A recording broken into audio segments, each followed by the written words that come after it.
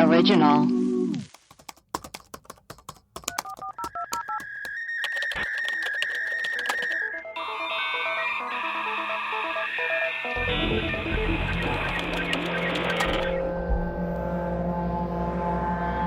Hello and welcome to Webcrawlers, the podcast where we do a deep dive into some of our favorite unsolved mysteries.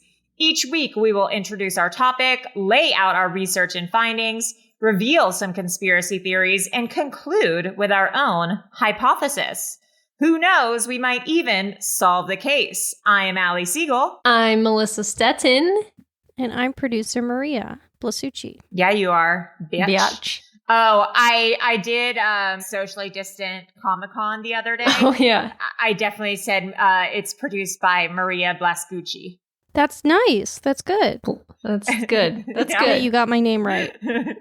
Finally. Yeah, finally. Webcrawlers has a Patreon, which I'm thinking, like, since we're socially distant, like, we can just add Patreon episodes solo if we want. So I'm thinking maybe this week, if I have some free time, I might just do some random Patreon episodes and like just put them up. Yeah, and we have one bonus episode that I will put out in a few days. Oh yeah, it's a controversial bonus episode that our patrons will get access to. Ooh. It talks about Celine Dion, somehow the coronavirus. So get ready. Yeah. Patrons, please go to patreon.com/webcrawlers. You can donate as little as $2 a month to become one of our bimbo patrons. Also, please rate and review us on Apple Podcasts. If you give us a 5-star review, screenshot it and DM it to us, and we will shout you out on the podcast. Do we have any of those? Someone wrote a really funny We have one. a couple good. We have some good ones. This one is from Cat Enthusiast. It says, "Come for the unsolved mysteries, stay for Allie's impression of the pig from Babe." La la la. It's really good. This is from W Kyle 23. "It's not NPR, but believe everything they say. When one door opens, another window closes." That's a famous Maria quote. That is a famous Maria quote. The truest thing I've ever said. One from Court Lamb just says, "Maria is the subject." Comment, Maria, period. Cool. Those are actually my favorite reviews. Those are my favorite ones, too. This one's from M. Deneuve. "All day, every day. Now that they're releasing episodes daily, all the other podcasts I listen to have to wait." Damn, bitch. Yeah. You better wait, This American Life. Yeah, first in line, motherfuckers. And this is from Tom Scarrett. It says, "Perfect podcast. Longtime listener, first time caller. A friend recommended this podcast and it did not disappoint. Laying around? Put it on. Making food? Put it on. Having a drink? Put it on. Never not a good time to listen. Yeah. Wanted to suggest a story. Could you possibly do one on Natalia Barnett? She's the Ukrainian orphan that people think is actually 30 years old. Her story mirrors the movie Orphan. Love y'all. Thanks for entertaining us during the quarantine, Zach and Germ." Yeah, we're going to do an episode on her. Yeah, I saw that on the doc. That's actually one of my favorite movies of all time. Like, anytime someone hasn't seen that movie, that's the first movie I put. I haven't seen Orphan. I haven't seen it. I saw it a lot. Oh my God, Maria, you have to watch it. It's really good. It's scary, but it is the weirdest movie you'll ever see. It's really good. You should watch it. Well, check it out. I don't think Maria was fully paying attention when we just said it was about don't tell her the twist. Yeah. Well, she's an orphan. Well, she's not adopted. Whoa. She's not adopted. Well, She's not an orphan. You'll see. You'll see. She's not an orphan. That's the twist. I knew it. There it is. Your head is gonna explode. It's the most bananas movie. It's great. It is. It's. I'm gonna watch we it just again. Did an episode on Splatoon. I'll watch it again too. It's my favorite movie. I'll check it out. Cool, great. Irios also has a hotline. The number is insert jingle here. 626-604-6262. It's really been popping off. We get really great messages that we play on the mini episodes, so please keep them coming. if you're bored during quarantine, just call to chat. Say literally anything. Tell us a story. Yeah, tell us your darkest secret. Ooh, you could call anonymous and tell us your darkest secret. And then if it's a controversial secret, maybe that's an episode for the big ones. Yeah, crossover. Yeah. Okay, Melissa, we have some patrons. Who are they? We have Sam Captain and their dog Dussels. They wanted a special shout out for their dog. Dussels? Dussels, the dog. That's cute. It's a good name. That is cute. Erica V, Steve B, and Christy S. Welcome. Amazing. To the fun. So today is a super weird episode that's really crazy, that Maria actually knows someone who was around the time that this happened. This is a crazy story. Melissa, tell us what we're going to be getting into today. So today we're talking about Larry Ray, who ran a cult out of his daughter's dorm room at Sarah Lawrence College. He brainwashed, manipulated, sexually assaulted, and took money from a group of his daughter's friends. How was he able to get away with this? Let's get into it.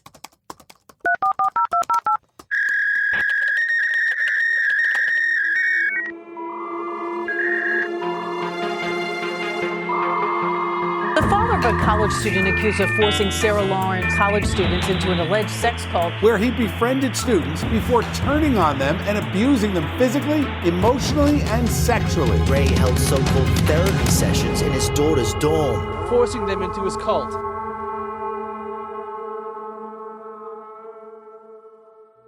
Okay, so this is from an article in The Cut from last year called The Stolen Kids of Sarah Lawrence.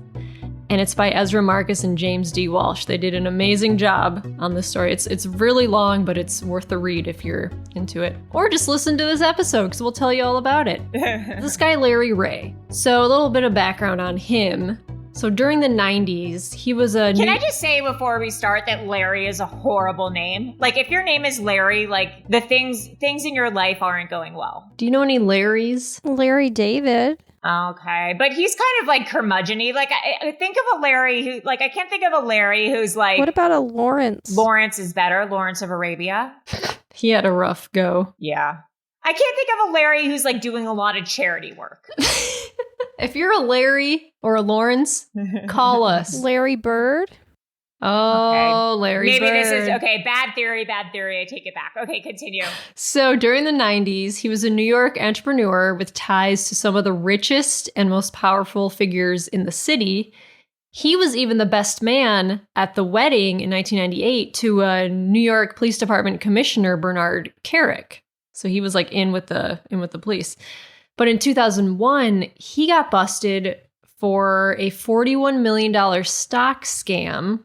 And he ended up being an informant for the police. And he turned on his commissioner pal so he could get out of going to jail. What a rat. He's a snitch and he's a rat. Snitches get stitches. Yeah. But in 2010, he served 6 months in jail over a custody dispute with his ex-wife because he made abuse allegations against her that ended up not being true. Ooh. So when he got out of jail, this is in 2010, he moved into his daughter Talia's dorm room with her at Sarah Lawrence, and he slept on an air mattress, which is like a totally normal thing to do when you get out of jail. That's so gross. Like, if my dad tried to move into my Boston University dorm room, I'd be like, Dad, I'm sorry about where your life's going. So there were 6 other students in Talia's dorm, and they all had separate rooms, but they shared a common space. So I'm thinking... Where was the RA? Well, I was looking at pictures of these dorms, and I believe they're like separate housing units. So it's not like a giant building. Got it. And instead of being creeped out by Larry, everyone really liked him because he cooked and he cleaned and he had tons of stories about being in the CIA, and he said he could teach them all military mind control tricks. So, like, he was a hoot. Everyone was like, Larry's cool, you know? Oh, boy. I don't buy that for a second. Well, I don't buy him being cool. Well, and like, oh, so glad Larry's here. Like, so glad, like, no. Lair Bear? Lair Bear's here. Yeah, Lair Bear. So he ended up moving his air mattress into Isabella's room. And Isabella was Talia's 19-year-old best friend. He would do things like sit on her bed with her and stroke her hair, saying, "Nobody's going to hurt my baby girl." And then in December, the night before Isabella was supposed to fly home to San Antonio for winter break, Larry called her family. Oh, God. He told her mom that Isabella had been sexually abused as a child by a family friend, and that if Isabella were to go home for break, she might commit suicide. Oh, so he was Jesus. like getting in these kids' heads, doing weird shit to them. Oh, my God. So Isabella's mother was shocked, and she was very close to her daughter, and she had never heard her say anything about an assault. She was like, "What are you talking about?" Yeah. And then Larry said to the mom, "You let this happen to her." Oh, God. So Isabella ended up not going home for winter break, and she stayed in New York. And then Larry started controlling every aspect of their life, like when they ate, what they did, when they slept. Oh, my God. He even told Talia's boyfriend to stop taking his antipsychotic medication. And then Talia's boyfriend ended up moving out of the dorm because he was not down with Larry. He was like, "This guy is weird." What was the conversation like when he was like, "I'm gonna move my air mattress into Isabella's room"? He just slowly was like grooming them and was like, it gets into, here, I'll tell you about why all that happened. So the next semester, Larry would have nightly house meetings where he introduced this thing called QP4. It was based off of this philosophy that all energy in the universe is powered by the quest for potential. It was from his friend David Birnbaum, who's a diamond district jeweler / philosopher. Oh, God. Larry started doing weekly counseling sessions with the students, and he started talking to this other girl, Claudia. These are all like 19-year-olds. And she started telling people that she thought she was schizophrenic because Larry diagnosed her as such. Like he would do these like therapy sessions and was like, "Well, I think you're schizophrenic and I think you're this." And they were like, "Oh," and like they believed him because they all thought he was like smart and like he was very charming. And Daniel, another student from the dorm, he was initially very skeptical of Larry. But at the end of the school year, he didn't have a place to live. So Larry told him that he was moving into a condo with Talia, his daughter, and then Isabella and Claudia and another guy named Santos. And he was like, "Come join us. We're moving into this condo." And so he did. And so it was six of them living in this 1-bedroom condo on the Upper East Side. A 1-bedroom? Yes. Yowza. Okay, so this is what life in the condo was like. Every morning, Larry would blast the Who's Baba O'Reilly. That's like a torture tactic. Kind of nice to wake up to this, right? I like it, but not every day. Larry worked as a life consultant to a rich friend and would often buy the students expensive dinners and clothes. He had a limo driver on call 24 hours a day. Dun, dun. Teenage wasteland. Dun, I mean, if dun. someone's buying me nice dinners every night, I'll follow them off a cliff. I think you should be a sugar baby then. Uh-oh. What's a sugar baby? What's a sugar baby? Oh, Maria. You're Yeah, so right, Maria. innocent. Oh, like a daddy's baby. Yes, baby for daddy. A few nights a week, they would do group therapy sessions. Larry would pick one person to be interrogated based on who did something that Larry didn't like scratching a pan or breaking a plate. Like all these weird petty things that he would choose. That's so freaky. Larry said the purpose of the group therapy was to reveal deep personal truths. The meetings would often end in quote-unquote breakthroughs. One time, Larry convinced Daniel that the reason he played the ukulele was because of trauma inflicted on him by his father. The ukulele just got delivered to my house. Larry told Daniel to smash the instrument in front of the group as an act of catharsis. When he did, the group applauded Daniel for achieving quote-unquote closure. Also, Larry rarely slept because he constantly took prescription amphetamines. Yeah, he was just hopped up on Adderall all the time. Yeah. I was crazy. I took Adderall for a bit, non-prescription. Me too. It made me insane. It was crazy. I think it's like the hardest drug I've ever done. It was like, I took it for like 2 or 3 years, and it was It was a crazy time in my life. Did you get stuff done though? Like, would you finish things? I mean, Yeah, like half-assed things. Like I'd be like, oh, I'm gonna do this, or like I'm gonna start cleaning this, but like I don't think I ever really like finished things. I like was not in my brain. Like Yeah. I like another personality came out of my body. It like made me really angry and like weird. Yeah, me too. Claudia's parents were getting very concerned about her. She was acting very strange. They actually lived a few blocks away from Larry's condo, but would only see their daughter once a week when she would pick up clothes or drop something off. I mean, once a week feels like a good amount of time. Yeah, that actually seems, because they were on the Upper East Side in New York, I believe. That's a nice part, right? Yeah. Larry made the students write apologies to him when they did something wrong.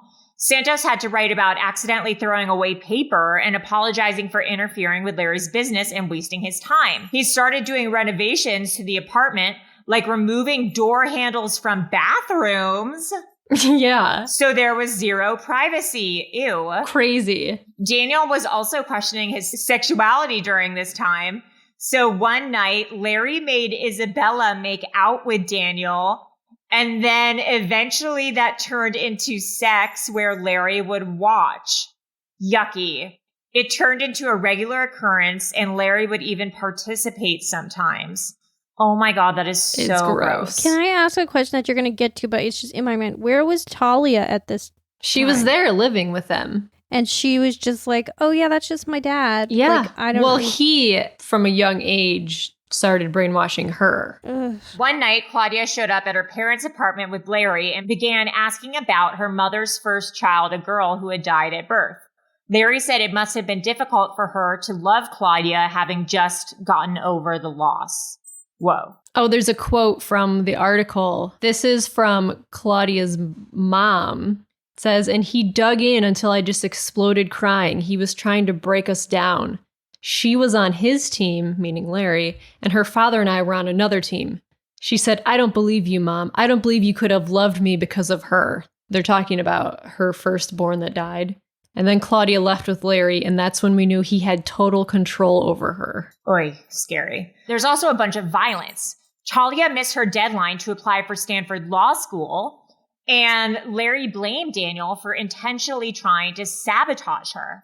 So Larry took a bunch of aluminum foil and made them into little balls, put them into a string of saran wrap. Then Larry ordered Daniel in front of everyone to wrap it around his ball sack. Then Larry started twisting it, cutting off circulation and watching it like dig into his skin. Yeah. Larry also would put Santos into a chokehold till he passed out. He made Daniel put on a dress, go to the mall. Oh, go get the mail. Go to the mall. Go get the mail. And then gave him a dildo and told him to penetrate himself.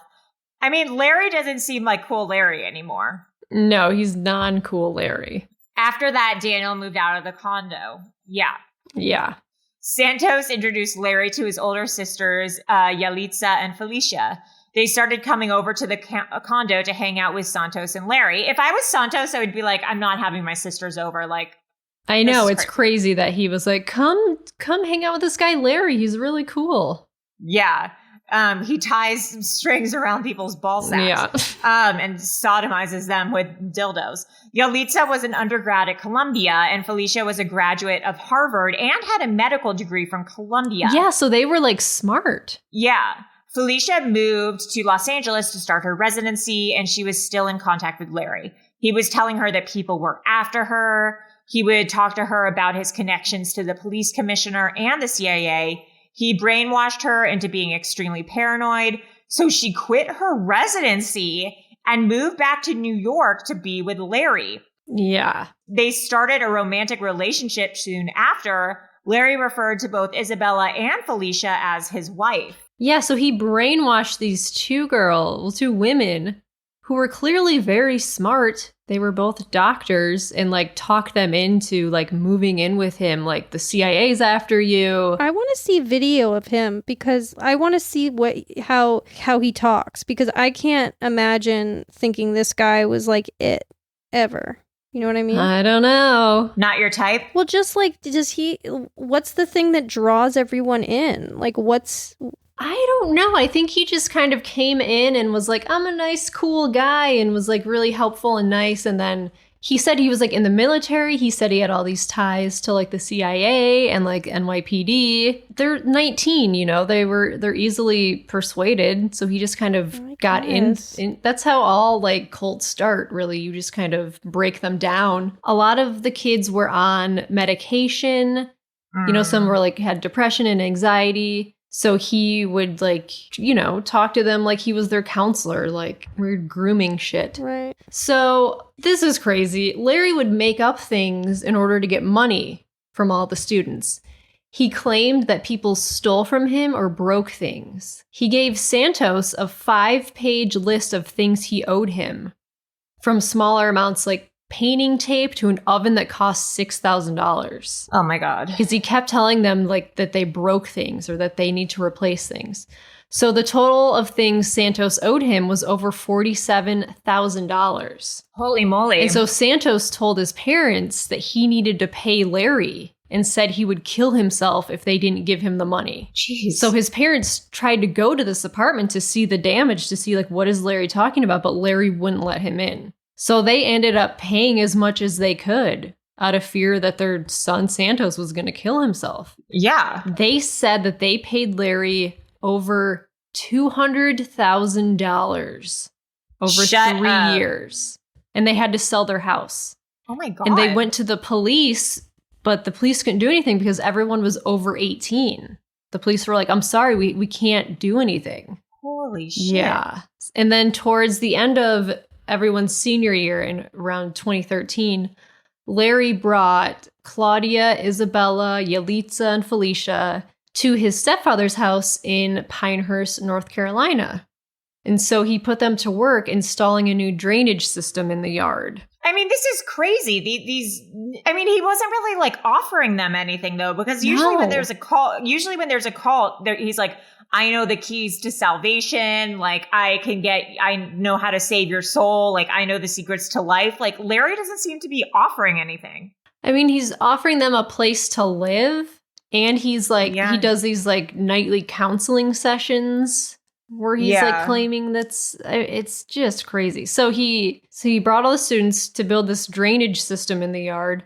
Like they know how to do that. That's crazy. And when they returned, Claudia, Yalitza, and Isabella began asking their friends and family for money, saying that they damaged Larry's property while working on this thing. So after graduation, Claudia began working as an escort, and she gave all of her profits to Larry to pay back for the, quote, damage that she had done to their apartment and at the stepfather's home. That was like his thing. He's like, you did this damage, you owe me this money, I'll take you to court if you don't pay me this money. So they were like, oh, okay. And they eventually got evicted from that apartment on the Upper East Side. And Larry took the landlord to court. And so Claudia testified, and she went on this like crazy long rant about a conspiracy that goes back multiple generations in her family, and how her parents sent her to Sarah Lawrence to try to ruin Larry and Talia's life. What? Like she was so like involved in Larry's conspiracy that she thought her parents were in on her trying to ruin Larry's life. Oh my God. She said that the police commissioner, who's the former friend of Larry's, paid her family to poison Larry. And Yalitza said similar things. She said that her parents were drug dealers who pimped her out as a child, and her parents would pay $1 million to poison Larry. And she also talked about a suicide attempt because she was feeling very guilty about everything she was doing to Larry. So Larry like implanted like false memories in their heads? Yes. Wow. So Larry sent a letter to the U.S. attorney outlining this huge, crazy conspiracy against him. And he even created a website to document all of Claudia's confessions. And she wrote all these letters about how she tried to poison Larry. And there's a video of her talking about how she would poison them. But this is a lie, right? Like she didn't actually try to do that? No, it's all a lie. But Larry made her record these videos about how, and she eventually started to believe it. because Larry's like implanting these Right. thoughts in her. So Larry, this video, which is still up on YouTube. It's still there? Yes, it's just Claudia sitting there, and Larry, he's off camera. He goes, "Are you making this by your own free will?" And Claudia says yes. And she looks like she's like on drugs. I'm sure she is. I'm sure he was drugging them up. And then Larry says, "And you want to make this because of what?" And Claudia says, "Because I just want to tell the truth." And Larry's like, "Okay, how did you do it?" And Claudia said, "I put it in your food. I put it in your shoes. I put it on your back, on the handles, and in the bathroom." Talking about poison. It's the weirdest video. Yeah. I came up and saw you 4 times. I brought poison each time. What'd you bring? I brought mercury, cyanide, and arsenic. I brought a vial of each. And you poisoned me? Yeah. And where'd you put it? I put it in your food. I put it on your back. I put it in your shoes. I put it on your handles where you would touch on the bed. I put it in the bathroom where you would touch. Yeah, it's weird.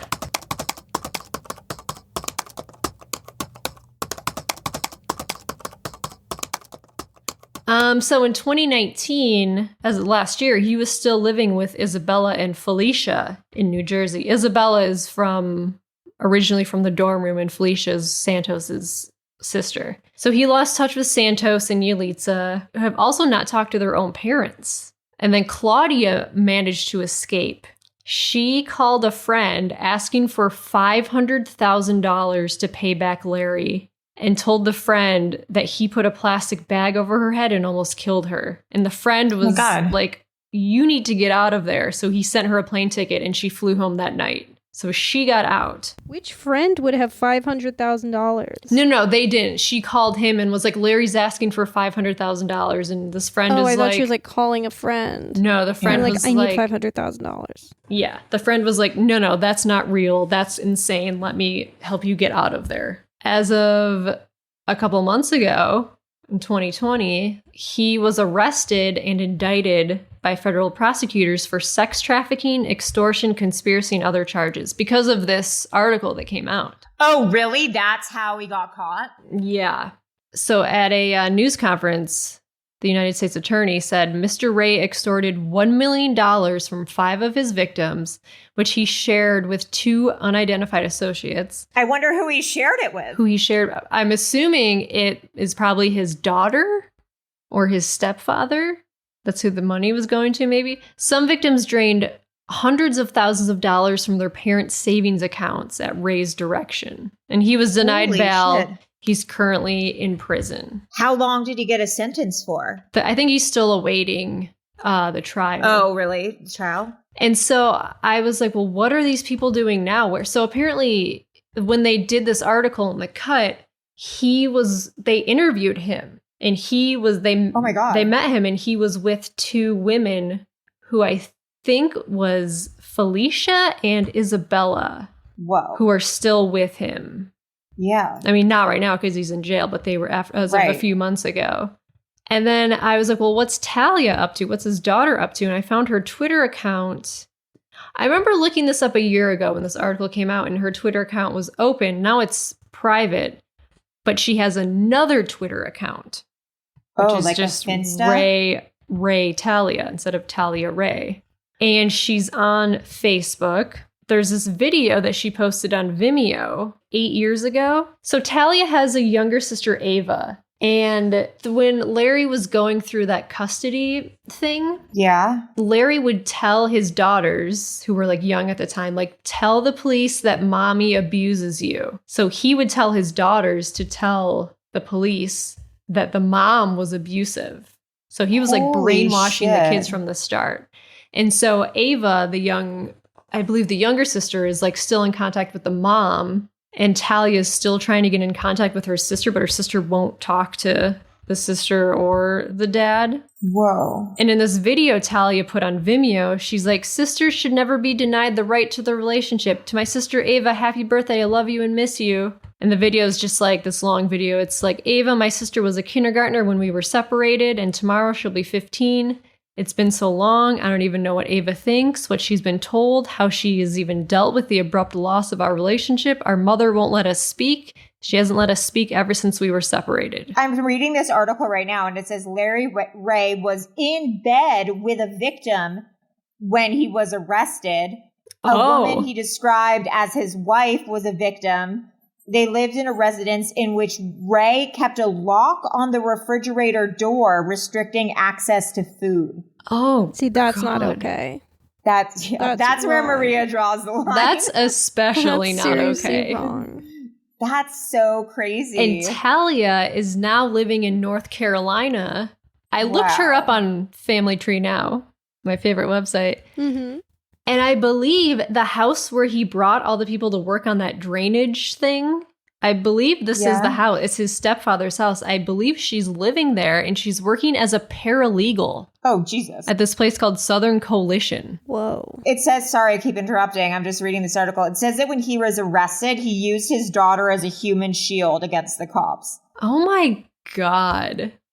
Her profile on this website says she serves as a paralegal at the Southern Coalition, where she assists the voting rights team on both litigation and non-litigation projects. Like, she's really active in politics. She graduated from Sarah Lawrence in 2013.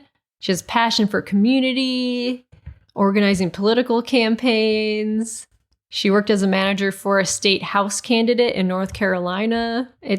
Her old blog spot is from 2007 is still up. Wow. Where she talks about her dad and how he's like involved in all these conspiracies. And then Claudia had this website that was taken down, but I found it in the web archives. You can find screenshots of websites. Oh my God, Melissa.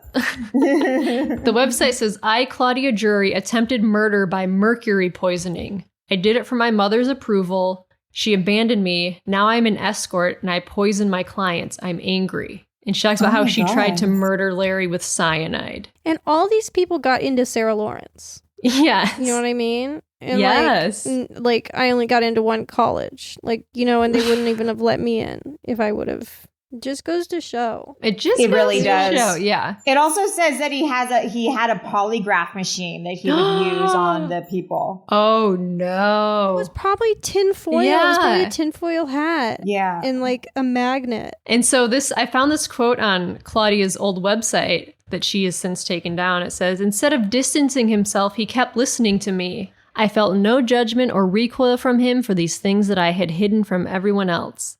That was the first time in my life that anyone had listened to me. She said she loved how Larry was devoted to their community, and he always made it clear he would never abandon any of us because of what other people said or thought, and he didn't, even when it threatened to put him back in jail. She's like, Larry's the only one who listened to me, and like he, you know, just, ugh. Yeah, it's like almost like a modern day Manson, except he's not even hot. I'll go on the record as saying this guy, Larry Ray, is not hot. He is not hot. We're going to talk to Jessie Ennis really quickly. Jessie's an actress and a writer and a cool gal, and she was at Sarah Lawrence when this all went down. And so we're going to chat with her about her experience. Jessie, this is Allie and Melissa. Hi. How are you? I'm good. How are you? I mean, I'm fine. It's kind of weird to be like, I'm good. I'm great. I'm good. That's a lie. Thanks for coming on our podcast. Talk about Sarah Lawrence. Oh yeah, happily. You've read the story, right? Yeah. No, I read it. Who was the first? The Cut, I think. The Cut. That's what I was gonna guess. Yeah, I read it maybe like 10 minutes after it had been published. Oh, wow. Do you have a Google alert for Sarah Lawrence cult? Oh, anyone I went to college with everyone was sending it to each other because it was like, it's so weird to find out that was happening like feet away from where you were sleeping. You were at Sarah Lawrence during that time that it was going on. Yeah. And there's like a section of like dorm housing where you like pair up with a group of 8 people and you go into a lottery and you try to get one of these houses. I think there are maybe 11 of them, and it's called Sloanham Woods, and it's awesome. The group of people I got to live with was awesome. It's like kind of small, like smashed in little houses next to each other. Right. So even though you're technically in a house with 8 people, you're like in a giant building where there's just these separate entrances for the 8 houses that you're with. The house I was living in was Sloanham 7 and they were in Sloanham 9. And there was maybe my window in their door. Oh my Holy God. shit. And I had no clue that it was happening. Did you ever see them? this guy? Yeah. Oh, I recognized them. I definitely recognized them. I also walked into their house once because I was like absentmindedly texting, heading home. And it's like the way that these houses are all designed, every door kind of looks the same. And so I just walked into their living room and I remember like having the most eerie feeling because I walked in and instead of people being like, hello or anything, everyone just like stared at me. They were like, oh my God. You almost got inducted into a cult. It was so weird. And I remember being like, oh, sorry. Oh, like, falling out. And I walked into my house and I was like, laughing hysterically. And I was like, that was so weird. I just walked into Sloanham 9 and they just stared at me. And that's the only recollection I have of who was living in that house. And I never saw the old man though, the dad. Oh, really? No, never saw him. I was shocked. Also, I have a story where my dad came to visit me. Oh no! My dad came to visit me at college. My dad's like a fun dad. So he thought it made sense to get a flight that landed at 3 a.m. in New York. And then when he landed, he was like, "Well, I can't go to my friend's apartment right now. It's 3 a.m." So he came to my dorm room. and it was, I mean, he and I had a lovely time. We walked around. It was like kind of raining. We walked around campus together. And romantic. For a father-daughter date. It was classic dad stuff. And, we like caught up. I missed my dad a lot. I was at college. And then eventually the timing was that my dad was no longer going to be able to get on a train back to the city to stay with his friends. So he ended up crashing on my floor. The next morning I was like overhearing people say, did you guys hear someone in Garrison is fucking like a really old guy? Stop it. Like, no, for real. There's like a man with like silver hair was coming down the stairs at Garrison. Oh my God. Wow. They were being like, that was my dad. I swear to God. But that's crazy that I know afterwards people were like, how was this, were they allowed to have someone's dad living in a dorm? Like, how did they let this happen? There's a lot of weird things. There were some, that's not the only weird, like there were a bunch of weird things happening. Also the way that they like, the rules were really bizarre. Like you couldn't have a gathering of more than 18 people. So you couldn't really have parties in college, which I feel like when I watched movies about college, I was like, oh, you party. That's all you did.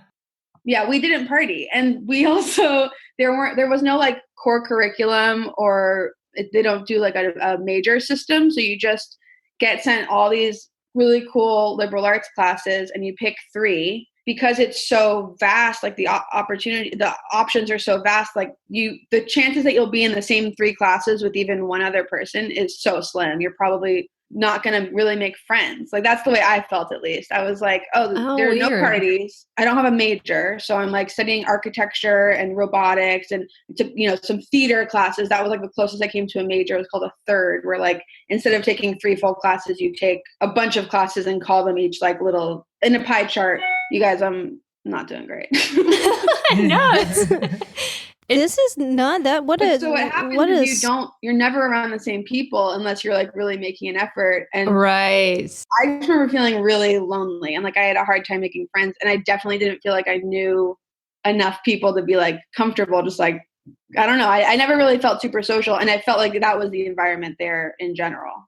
Right. So when this like guy comes in, breeding grounds for a cult. Yeah, and he's like, let's build a community. Let's, I have some inspirational things to say and I'm like smart and you guys can follow me. They were probably like, okay, great. Yeah. And also being like a teenager and just like seeing this guy come in who's like super helpful, like cooking them food and like guiding them. They're probably like, yeah, this guy's great. Yeah. I mean, my mom, I keep bringing it back to the times that my parents were on campus, but like every time you have a parent around, it makes perfect sense. And you miss home, like you miss your family. Either. You're like 19 years old. You haven't had any. So were there no like RAs or like anyone checking in on these houses or anything? No, not with the houses. There was there were bigger dorm buildings that you stayed in freshman year before you got to kind of like split up into groups and have more of a say in where you were going to live. But so the freshman halls had RAs, and then there was no one like that for the houses. It was not in my experience. Yeah, so there was no way that this would have been like, no one would have like come in and done like a wellness check and seen what was going on or anything. No, they like rifle through our dorm rooms. I hope Sarah Lawrence doesn't hear me saying all this.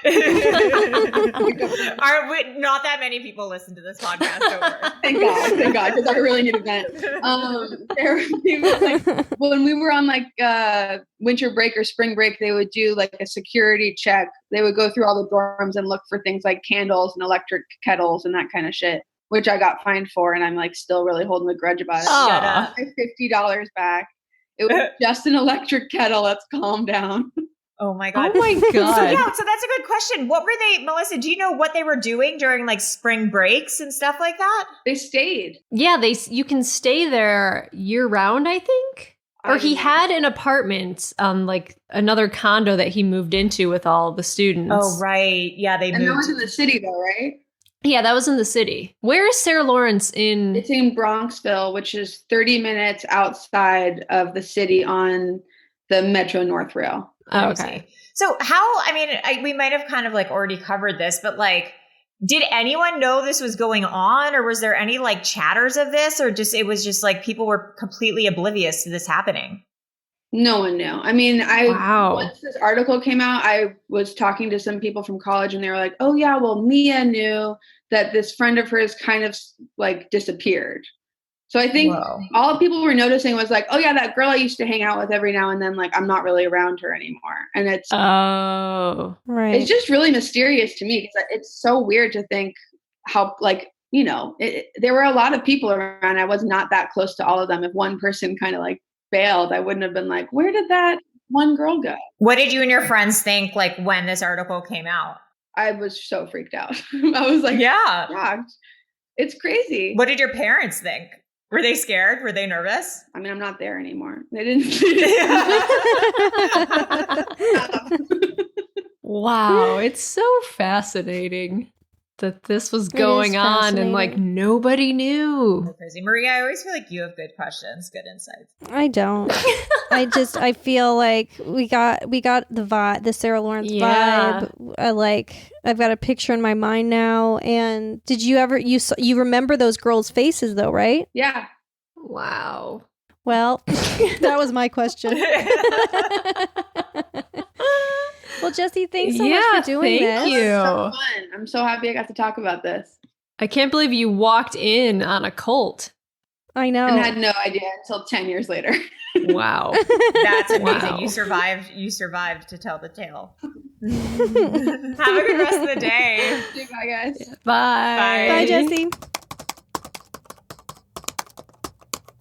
So I guess, like, do you guys have any last thoughts on this? I mean, this is just Banana Town. Yeah, it's just Banana Town. Like, I hope he goes to jail for the rest of his life. I mean, yeah. I mean, what exactly did he do? He did like money extortion and sex human stuff. Trafficking. Kind of. Okay, so that's bad. I think you can probably get life for human conspiracy to extort money. Because I was going to say murders. He didn't murder anyone, so I know like you can get life for murder, but you could probably get life for human trafficking. Let's give it a Google. Extortion, conspiracy. Yeah. Because he's going to do it again if he's free. Oh, yeah. This is just like his vibe. You can only get up to 8 years for human trafficking. Jeez. That feels really low. It says, state law, human trafficking is punishable under state law by a prison sentence of up to 5 years, or if the victim is under the age of 18, by a state prison sentence of up to 8 years. I mean, does that not seem super low? It does. Yeah. Like, I would, like, if I didn't really care about jail time, like, I would sell people. Well, that combined with of up to 5 years. So you could literally get 1 year in prison for selling someone who's over 18. Maria, if I sold you, I would only go to jail for like 2 years. You wouldn't get much. Truly. If I needed to pay my rent. I cost more than I'm worth. I always think that, actually, to be honest, like if I got stolen or kidnapped, like I think the kidnapper would give me back. Yeah, it's way too high maintenance. Yeah, like I think I could annoy a kidnapper to death. Yeah. Oh, yeah.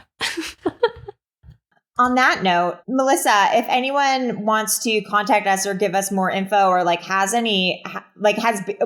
at Sarah Lawrence during this time, where can they contact us? You can email us at webcrawlerspod@gmail.com, or you can hit us up on Instagram and Twitter and Facebook and Reddit. And I think this week we might be posting on Patreon. I know it's been a minute, sorry guys, but we might be just gearing up to drop some surprises in there. Put up a bonus episode.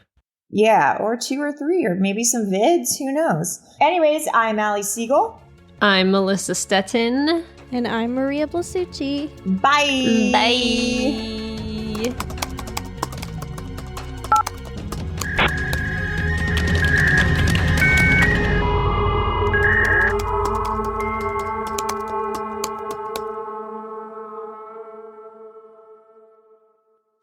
An Erios original. Powered by Acast.